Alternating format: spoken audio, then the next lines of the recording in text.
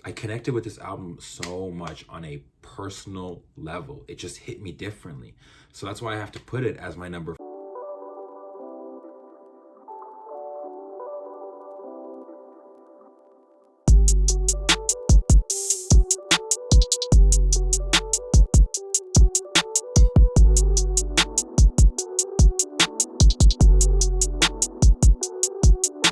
Hello everybody and welcome to Vibing Out with Texony. I'm your host Texony, aka Mr. World Vibe, and what we have here is a community to give local voices a public platform of shared ideas, knowledge, and perspectives. So this is season 2, Go Home, and it's Music Mondays today, which means we're going to be talking all music. Okay, I love music. I'm so excited and so passionate to come and speak about anything music related because it's just a part of who I am. And I think music connects all of us. Like I always say, music is a universal vibe.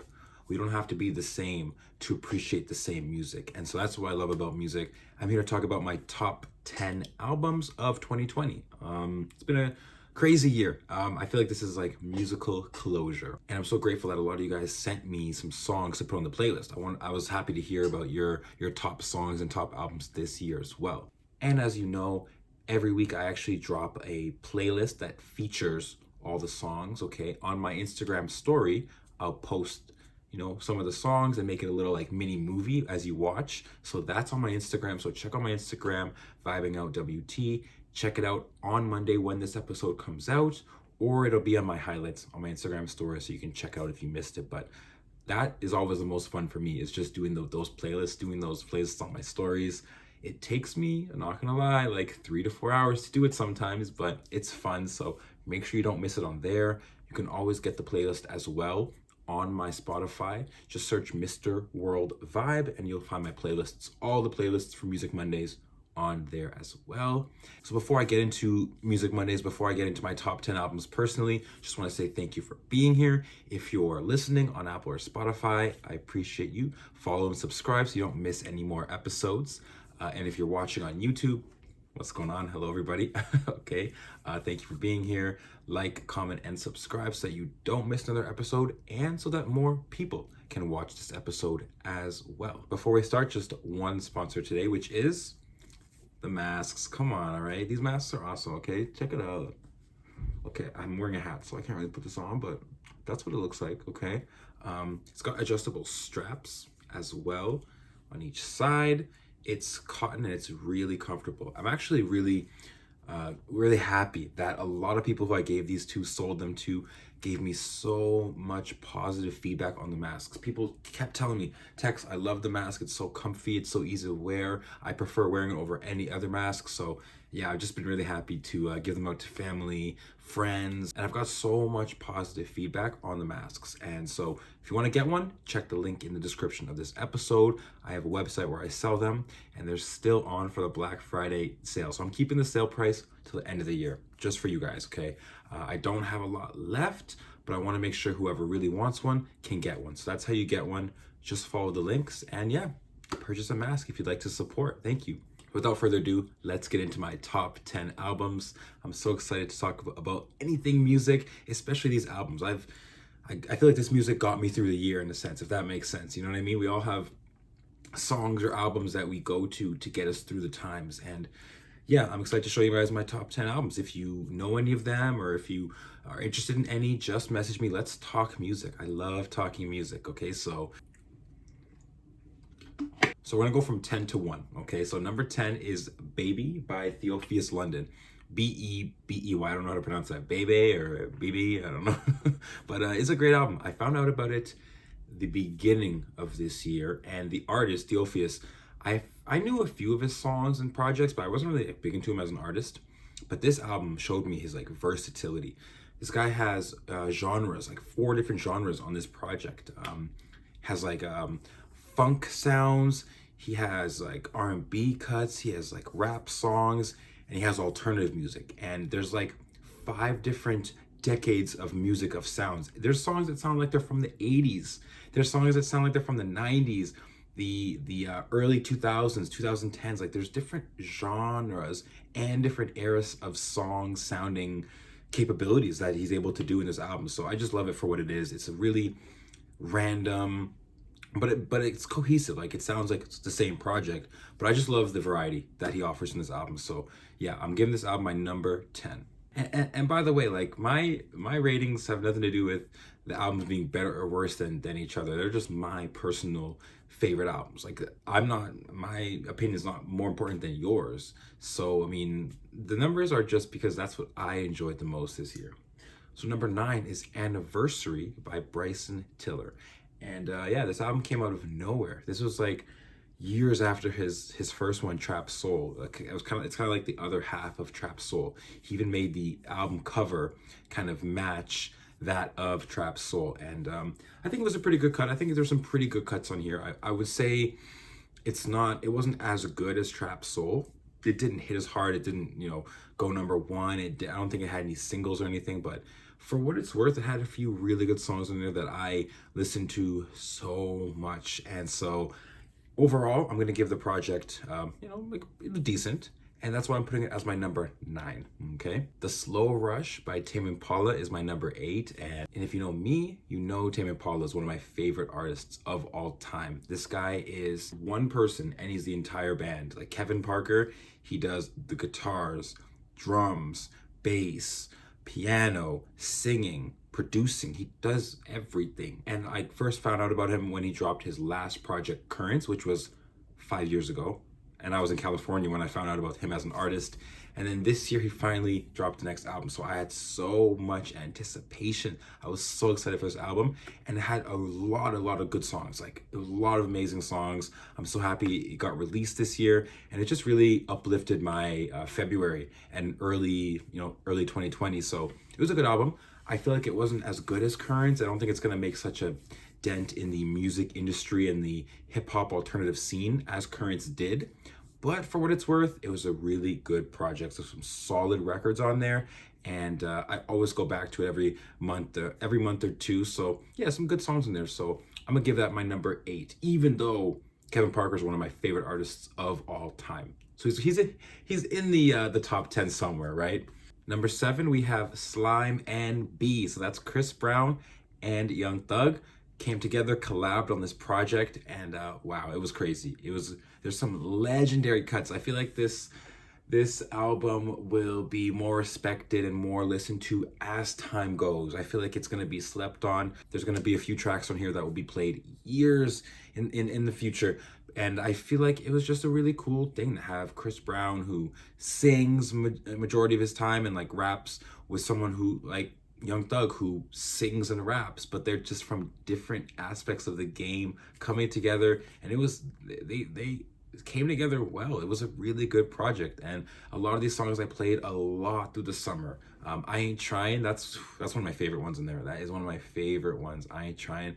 It's just a summer jam. Go Crazy, Say You Love Me. These, like, it got good reception. I feel like it was a really cool collab, and yeah, it's just a good album that came out this year. Really good album, and it really impacted me because I played it so much, and I enjoy Young Thug as an artist. He's one of my favorite artists of all time as well. So yeah, Slime and B, pretty good. That's my number 7. My number 6 is Savage Mode 2 by 21 Savage, of course, and Metro Boomin. Can't forget Metro.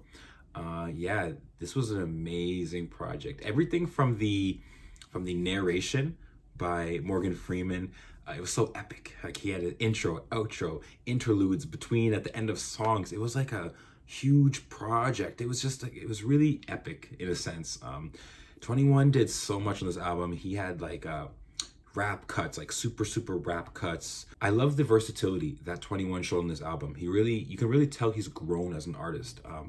He has a lot of different types of songs. He has R.I.P. Love, which is a more soft, kind of docile track, but it still hits. He has No Op Left Behind. That's my favorite one. He's got Young Thug on here. He's got Drake on here. He brings a lot of types of rap together, and it's just a very cohesive, put together album from start to finish that's enjoyable. And I think this album like solidified 21 as like a legend in the game. Like, he had Savage Mode 1, and the Savage Mode Part 2 is just even better. And so yeah, I mean, this project was really good. So that's my number 6. Okay, so number 5 is 6-piece hot EP by Black. And yes, it's Black, not Six Lack. It's Black, but people still call him Six Lack, of course. You just see it and you think about that. I didn't realize he's like literally one of my favorite artists. I loved his last project it was all the way back in 2018, East Atlanta Love Letter. Holy, that project got me through, some tough times in my life. And I just realized like, yeah, this guy never misses with his music. He's so consistently good. And so this project 6-piece, it was amazing. It dropped early 2020, and man, those songs are it's only 6 songs, but so it's an EP, but it's still on our top 10 here. It has to be on the top 10 albums because it's really amazing project. I loved it. It's just vibes. It makes you feel a lot. And my favorite one on there is Atlanta Freestyle for sure. And Know My Rights with Lil Baby, amazing as well. Lil Baby had an amazing year as well, so it's good to see, Black come together with rappers, and he just makes good songs. Even Stay Down, he made that track with Lil Durk and Young Thug not even too long ago. I talked about it on my last Music Monday episode, one of my favorite songs of the year. So yeah, there's no surprise that Black's on my top 10 albums of 2020 for sure. Number 4 is Spillagion by Spillage Village. Holy, this group I did not even know of until this year. So it turns out they're like a super group of a lot of different artists. It's like a lot of J. Cole's Dreamville artists coming together. JID, Mereba, Earth Gang as well. Yeah, a lot of artists come together, make this Spillage Village, and Spillagion, an amazing album. It's kind of about religion, like that's what they're doing with the word Spillagion. A lot of cuts on there, songs, records that are relating to religious concepts and ideas. And I love it because it's just such a perfect balance of an album of lyricism, upbeat, romantic, like spiritual. Like it's just got so many different elements and vibes that you can feel what you want and take what you want from these songs. I connected with this album so much on a personal level. It just hit me differently. So that's why I have to put it as my number 4. Okay, so yeah, definitely well-deserved. Spillagion, yes, number 4. Before I get to my top 3, I want to give a few honorable mentions, okay? There's 2 albums I'm going to mention that came out in 2019, but I found out about them this year, and they were some of my favorite albums of 2020. So because they're not technically released in 2020, I can't put them in my top 10 because I want to be fair here, but I will say they are my favorite albums that I listened to in 2020. Victory Lap by Nipsey Hussle. I really got into Nipsey this year when I found his Victory Lap project and started listening to it. Dedication with Kendrick, Blue Laces 2, Double Up. The songs on there are just so amazing. Like, I didn't realize how great of an artist he was, and his music will live on. His legacy will live on. R.I.P. He stood for so much, and his ideas with business and owning your masters and being an entrepreneur, these ideas really stuck with me. Like his lyricism, the things he says with his music, I connect to because I share a lot of the same mentalities. And a lot of his songs, like I said, Dedication, Hustle, and Motivate, it just got me through, working on my podcast stuff. It just really kept me motivated. Even at the gym, I'd be playing his music non-stop. I swear, I got the best workouts listening to Nipsey Hussle, especially Victory Lap. So I want to shout out this album as an honorable mention. And the other honorable mention is The Jungle Is the Only Way Out by Mereba. Mereba is an amazingly talented artist. Holy, I just found out about her this year. I honestly don't know how to explain why this album's so good, but she's so talented. You feel her as an artist, like you feel her soul speak to you when she makes these songs. And this album is no exception to that. It was amazing. Black Truck is my favorite song on there. She's got Sandstorm with JID. She's got Heat Wave with Black. She's got all the amazing artists. I swear, she has all the good artists. They all want to be in her project.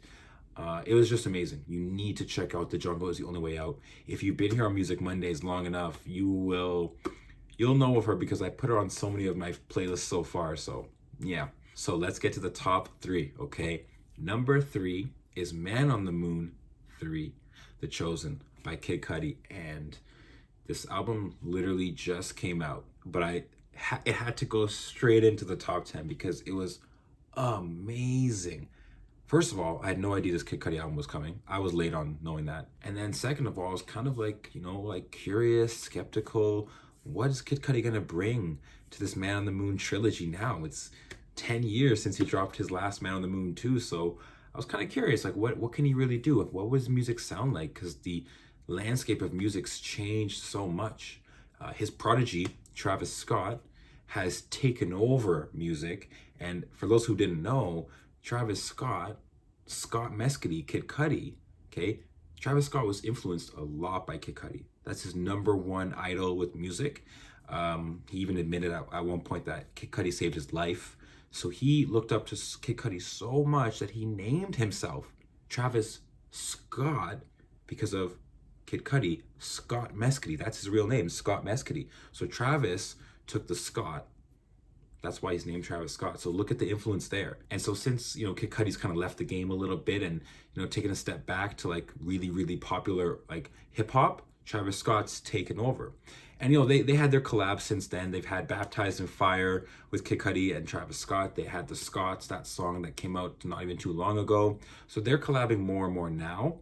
And then when Kid Cudi dropped this album, man, he infused modern like rap and hip hop with his own style. He did more ad-libs, he did more rap, but he stayed true to who he was with his sound, with his slow melodic songs and records on there. He had 4 different acts, so you have different parts of an album. It was like a movie from start to finish. And he's doing a YouTube like kind of docu-series or whatever, that's like a mini movie with the songs. So like everything he's done with this project so far has made sense, has sounded good, has felt right and true to Kid Cudi. And he just came in the game and just upped everybody like with this album. So I'm sure a lot of, huge artists, R&B, like rap artists, hip hop artists are listening to this Kid Cudi album and just blown away by how he's able to do this. So man, yeah, this album was amazing. I'm gonna have to put it on my number 3 for sure.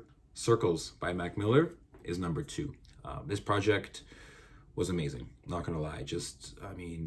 Obviously R.I.P. Mac Miller. He was one of my favorite artists when I got into hip hop. My very first rap I ever wrote, a written, verse, you could say, was to a Mac Miller song. And so, yeah, he's just a very important, pivotal person with my love of music, specifically hip hop. And I love artists that don't remain the same. They don't confine themselves to a box of sounds. They can go any way they want with music. Mac Miller came in the game making very pop, hip hop, like very popular sounding songs. He had Best Day Ever. He had that Donald Trump song or whatever. Like he had very popular songs. And then he got into like drugs, and that kind of influenced, I feel like that influenced his sound, which, no one wants to, rely on drugs, of course, for music. But his sound did change a lot. I would say he got more philosophical and deep with his raps and talked about things like time and happiness and money.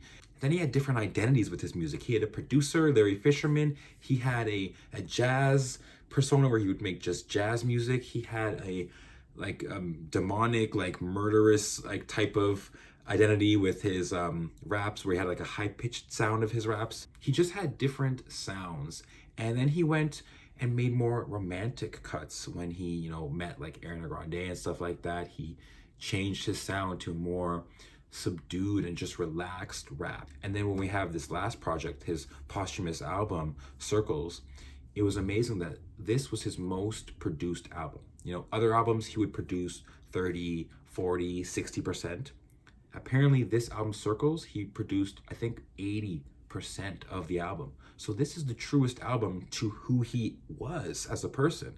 So this album, I feel like they didn't slack on making it. It's really true to who Mac Miller was at the time. And man, I just feel like I connect with him when I listen to this album. I feel like a part of him is still here when I listen to all his music, but especially this album. the meaning of the album, circles.